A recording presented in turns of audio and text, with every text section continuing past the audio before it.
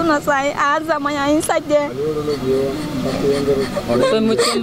গুড়া পোয়া কলাই করে যাইতাম কথা মতুরি মুই তো জানাঙতে মুই তো তোরে জানাঙতে মনে কম মুসাঙে তো মনে কমুই বাংবা নিজের মুঠি কমপ্লিট এখন Tian Pak perintahnya, frame tuh hotel.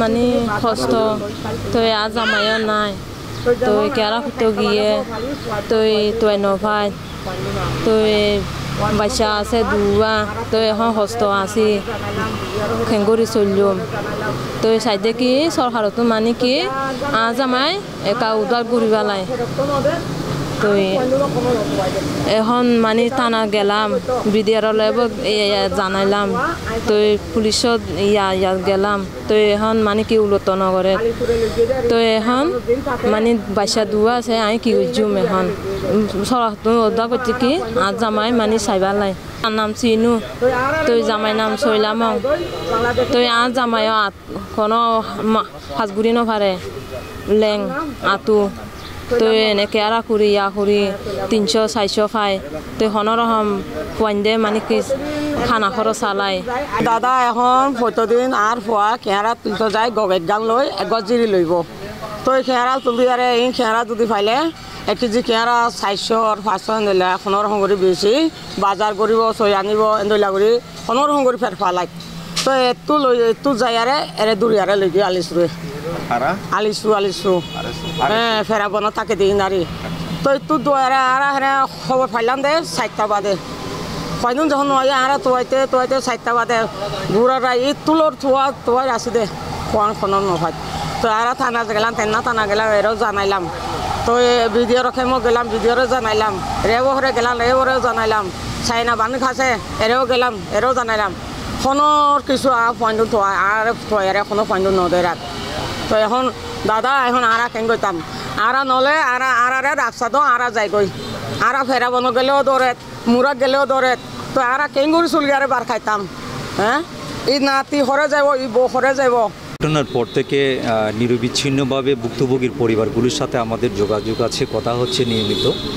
তো তাদের দাবি এবং প্রত্যক্ষদর্শী যারা অনেকে দেখেছে স্থানীয়দের মধ্যে তাদের দাবি হলো ওই এলাকাকে ঘিরে তো অনেক সন্ত্রাসী কার্যক্রম হয় বিভিন্ন সন্ত্রাসী গ্রুপ ওখানে আছে সেটা রোহিঙ্গা সন্ত্রাসী গ্রুপ যারা আছে তারাও হতে পারে তো এই ধরনের কোনো একটা গ্রুপ কিন্তু চক্র তাদেরকে আটকেছে এখন কিন্তু আমরা দিন যত যাচ্ছে মানে এটা তো আমাদের সংশয় বাড়ছে এখন আমাদের দাবি হলো অনুরোধ হলো তাদেরকে অনতি বিলম্বে উদ্ধার করে যাতে তাদের পরিবারকে ফিরিয়ে দেওয়া হয় আমরা রাষ্ট্রের কাছে সরকারের কাছে আমরা সেই আবেদন জানাচ্ছি এবং জোর দাবি জানাচ্ছি নাজুক অবস্থা মানে হ্যান্ড টু মাউথ দিনে এনে দিনে খাই ওরকম এবং তারা যে গাড়ি ভাড়া দিয়ে যে একটা জায়গায় যাবে সে সামর্থ্য কিন্তু তাদের নেই খুবই খারাপ অবস্থা কেবল একটি দাবি নিয়ে আপনারা হয়তোবা জেনে থাকবেন কক্সবাজার জেলা টেকনা উপজেলাধীন 1 নং পাইটং মডেল ইউনিয়নে 4 নং ওয়ার্ডের লম্বাগুনা চাকমা পল্লীর বাসিন্দার 2 আদিবাসী যুবক বৌদ্ধ যুবক চৈলামং চাকমা ও কিয়মংতে তঞ্চঙ্গা গত 16 মে 2024 খ্রিস্টাব্দ থেকে নিখোঁজ রয়েছেন পরিবারের বাহ্যমতে উক্ত 2 যুবক গত 16 মে সকাল 7টার দিকে টেকনাফ থানাধীন 1 নং পাইটং মডেল ইউনিয়নে হাউস দ্বীপ পাশে 5 নং গেবেস্তল নাব নদীতে কাঁকড়া আহরণ করতে গিয়ে আর ঘরে ফেরেনি উপস্থিত ঘটনাস্থলে উপস্থিত থাকা জৈনব এক প্রত্যক্ষদর্শী বয়ান মতে তাদেরকে সেখানে আটকে রাখা হয়েছে ধারণা করতে পারি যে কোনো সন্ত্রাসী গোষ্ঠী তাদেরকে আটকে রেখেছেন কিন্তু কেন আটকে রেখেছেন তা আমরা আদৌ অবগত নই আজ পর্যন্ত কোনো মুক্তিপণ্যের দাবিও ভিকটিমদের পরিবারের কাছে আসেনি। তাহলে কেন কোন উদ্দেশ্যে তাদেরকে অপহরণ তথা আটকে রাখা হলো? ঘটনা আজকে 20 দিন পার হয়ে গেল। এমন অবস্থায় আমরা তাদের জীবনের ঝুঁকি কিংবা প্রাণনাশের আশঙ্কা করছি। এই ঘটনা আমরা চরম উদ্বেগ প্রকাশ করছি।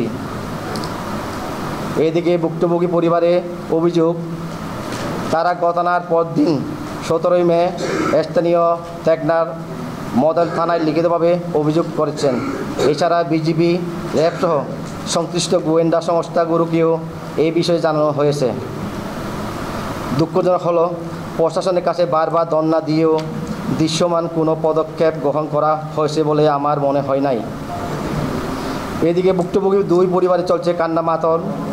নিখোঁজ 2 আদিবাসী যুবক তাদের পরিবারে একমাত্র অবলম্বন।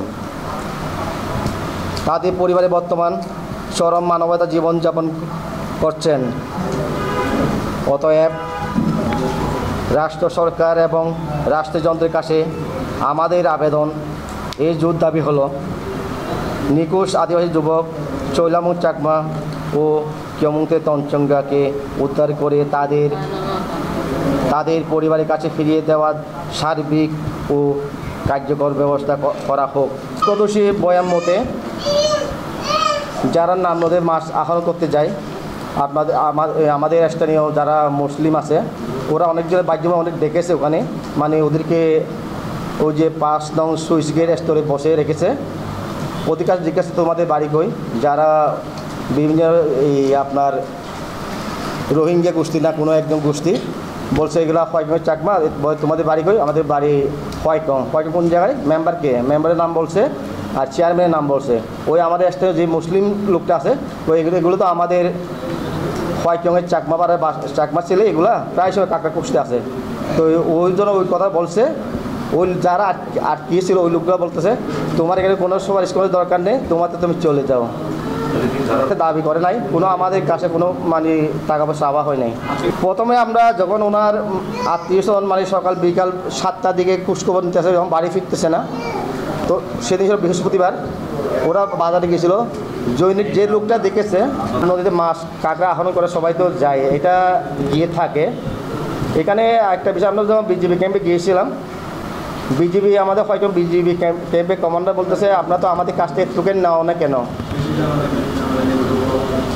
মানে ওদের টোকেন নিলে ওখানে টোকেন দেখাইতে হয়, টোকেন নিতে হয় আর কি। আমরা বলছি আমরা টোকেনের বিষয়টা আমরা জানি না, ওই টোকেন নিলে আপনারা সমস্যাটা হতো না। এই টোকেনটা হলো যারা নিরাপত্তার জন্য এই টোকেনটা দিয়ে থাকে ওরা আর কি, যারা মাছ কাঁকড়া আহরণ করে ওদের জন্য আর কি। আর এসব আসাও যে কোনো একটা সুন্দরী গোষ্ঠী এটা বাংলাদেশের ভিতরে বর্ডারে আসে ওরা। থানা পুলিশকে আমরা লিখিত অভিযোগ করেছি।